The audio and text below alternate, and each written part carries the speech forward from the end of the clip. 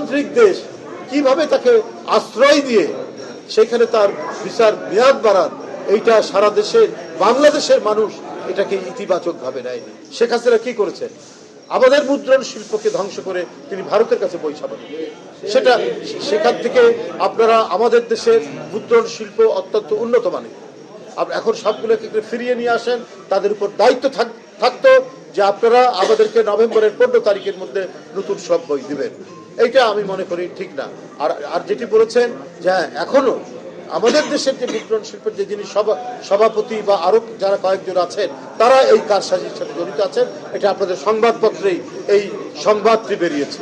আমি সেখান থেকেই উদ্ধৃতি দিয়ে আপনাদেরকে বললাম যে দোসররা প্রতি পদে পদে অন্তর্বর্তীকালীন সরকারকে তারা বাধাগ্রস্ত করবে এবং সুচারুভাবে রাষ্ট্র পরিচালনার ক্ষেত্রে তারা নানাভাবে বিঘ্ন তৈরি করবে। কারণ তাদের কাছে প্রচুর টাকা আছে, তাদের কাছে নানা ধরনের মেকানিজম আছে যেটা দিয়ে এই সরকারের উপর সমালোচনা করা যায়। কিন্তু সরকারকে তো আরো সতর্ক, সরকারকে আরো আর্টিকুলেট হয়ে এই সমস্ত জিনিসগুলোকে তো প্রতিহত করেই আজকে মানুষ যেটাতে স্বস্তি পায়, মানুষ যেখানে লাভবান হবে সেই কাজটা তো তাদের করতে হবে। উদরপিণ্ডি বুধের ঘরে চাপিয়ে দিলে পরে মানুষ এটা শুনবে না। কারণ এই সরকার তো জুনায়েদের রক্তের সরকার, আবু সাইদের রক্তের সরকার। তারা যদি স্রোতগতি হন, তারা যদি ঢিলে ঢালা হন, তাহলে এটা তো মানুষ এই জায়গা করবে না, এটাকে ঠিকভাবে নিবে না, ইতিবাচক ভাবে নিবে না। আর যেটি বলছেন মেয়াদ বাড়ানোর কথা, সেটা তাদের দেশের বিষয়। কিন্তু তাদের যদি অন্য কোনো উদ্দেশ্য থাকে শেখ হাসিনাকে নিয়ে, তো সেটা আমি বলতে পারবো না কোনো উদ্দেশ্য আছে কিনা।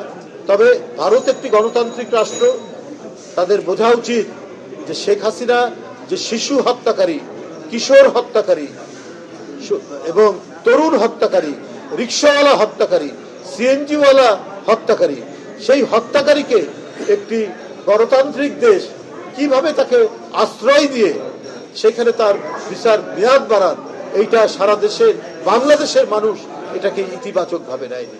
বরং ভারতের যে একটা আধিপত্যকামী মনোভাব রয়েছে, ভারতের যে একটা আগ্রাসী মনোভাব রয়েছে, আমরা যেটা বলবো সেটা করবে।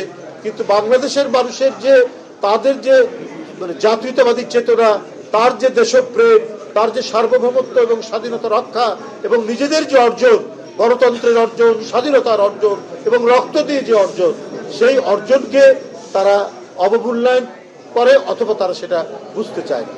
সেটা বুঝতে চায় না বলেই তারা এই জিনিসগুলো করতে চায়। এই যে দেখুন না, আমি সংবাদেই পড়েছি আমাদের দেশের মাছ ধরা জেলে, তাই না, তাদেরকে প্রতারণা করে তারা নিয়ে গিয়ে সেখানে তাদের সাথে খারাপ ব্যবহার করছে এবং গ্রেপ্তার করেছেন, তাদেরকে গ্রেপ্তার করেছে। তো ভারতের কাছ থেকে তো এটা প্রত্যাশা করা যায় না, কারণ যেখানে গণতন্ত্র আছে সেখানে আইনের শাসন থাকে, সবার ক্ষেত্রে সেই আইনের শাসন। কিন্তু আমরা দেখেছি বাংলাদেশের ক্ষেত্রে ওরা কোনো আইনের শাসন মানে না।